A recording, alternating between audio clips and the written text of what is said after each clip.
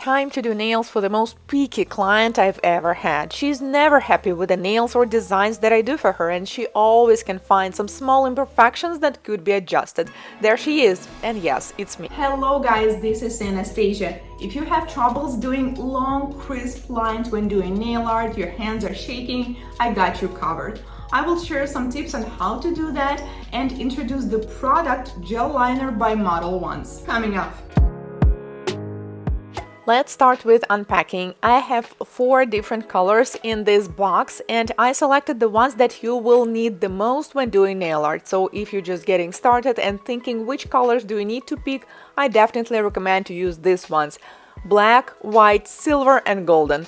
You can use them for French style nails, you can use them for nail art. They include this long brush, so you will not need any additional brush. You can use it just from the bottle, and they have medium thick consistency, which is exactly what we need for nail art, because if it will be too runny, it will not be possible to do any crisp lines or elements. It seems like the golden one is even thicker compared to black and white, so we can use it for different kinds of outlines, and the silver one is more like a glitter. So let's try these colors on the tips. I usually use a clear tip so we can see the coverage. I'm using Modelones products for quite a while now, and I love their gel polishes. They have a great coverage, and these gel liners, as you can see, they have a great coverage as well. So you will only need one coat when you want to create a line or different kind of nail art. Since they're highly pigmented, do not apply too much, because if the layer will be extremely thick, it may not fully cure, but you don't really need a thick layer. You just need a one thin coat, and that's it. Time to do nails for myself, and I wasn't kidding when I said at the beginning of this video that I am the most picky client I've ever had, honestly. I'm never 100% happy with the nails that I did to myself. I always see the room for improvement, something I would like to change. So I just deal with it. Let me know if you're like that too, because once I had a client and she said, "Oh, Anastasia, I'm sorry, maybe I'm driving you crazy because I'm so picky. I always ask you to fix my shape or to fix something else." And I thought to myself, not really. I am the most picky client of all of my clients, definitely. So it's really okay for me if someone is asking to fix a few things, because I'm always more harsh to myself. Meanwhile, I'm filing off the old product from my nails. This is hard gel, and I get many questions. Is it damaging for natural nails when you file the product off with an e-file? No, it's not, as long as you feel the e-file and know what you're doing. If you're not, then it's better if you only file the top layers and then you switch to the hand file or to acetone. But in my case, when I use a hard gel, it's not possible to soak it off. So the only way to remove it is to file it off. But as you can see, my nails look pretty good, I think, and pretty healthy, so no, they're not damaged. Then we proceed to the prep. I push back the cuticles with orange wood stick and do dry manicure.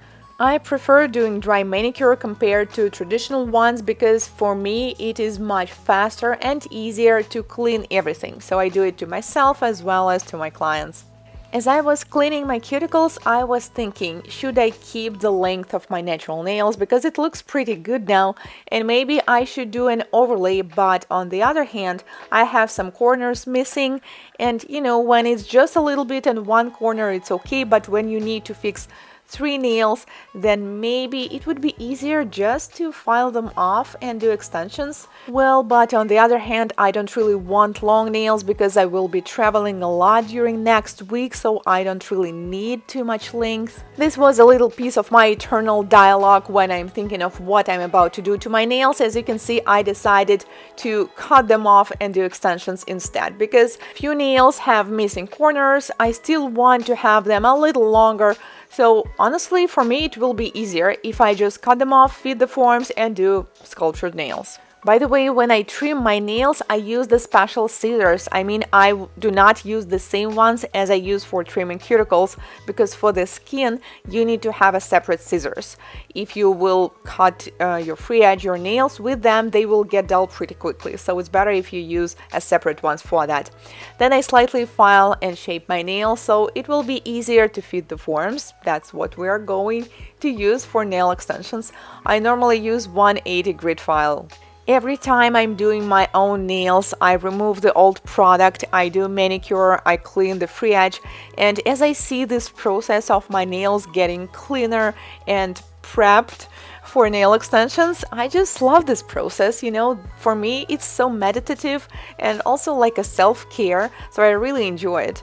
When I was working on this set, my colleague Anna, who's doing pedicure, she asked me, "Wow, Anastasia, you're doing your own nails, do you need some help?"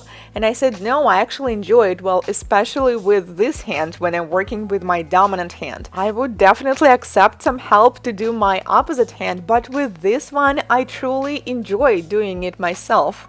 When I'm going to do sculptured nails on forms, I always file them as short as possible because it will be easier to fit the form, and also I don't want my nails to be seen underneath. I think it gives a better and more clean look, and also I will not experience product lifting. Then I take off the surface shine using 180 grit buffer. Trim some cuticles and aponiculum with manicure scissors, and it's time to apply the product. Dehydrator, non-acid primer, and a thin coat of the base coat. I use the same base coat as I use for gel polishes. It gives a great adhesion, and you can use it both for gel polishes, for hard gel, for polygel, for any kind of nail extensions, well, except for acrylic. Cure in LED for 30 seconds, and let's do some extensions. I decided to use hard gel and picked this milky color, so I will have a light white background. I decided to do short nails because, like I mentioned, I will be traveling during next few weeks with 2 suitcases, so I don't want to put that risk to my long nails to be broken, so I just applied the first coat, cured it, and then I applied the second one. I had a certain design in my mind that I wanted to create, but then I thought I have only black, white, golden, and silver, and what if I want to add some color? I bet you also have been in this position when you only have a limited colors of gel liners, but you want to create a colorful nail art. So what do we do in this case? I will show you a very simple solution. But first, let's do the background for the nail art. I filed and shaped the nails, and I will be using a black color. So this is the point. When you have a long brush, it's much easier to create lines like this. When you're using a small one, you have to take a very good control of the product, but when it's longer, it's much easier to create a wider lines. It took me about 5 minutes to do this background with a black stripe, and then I realized that I want more color. In my recent videos, I showed you a solid cream gel polishes by Modelones, this collection featuring celebrities.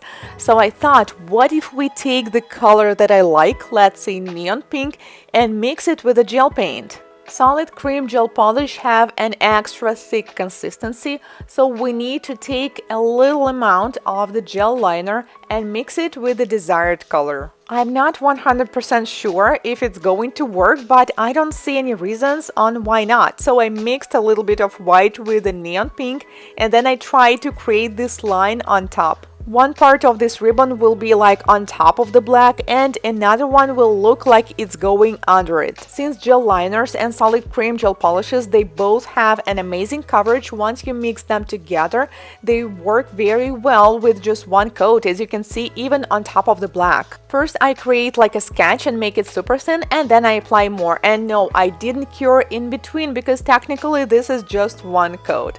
This is what it looks like, and now let's seal it with the top coat. I was hesitating which top coat should I use.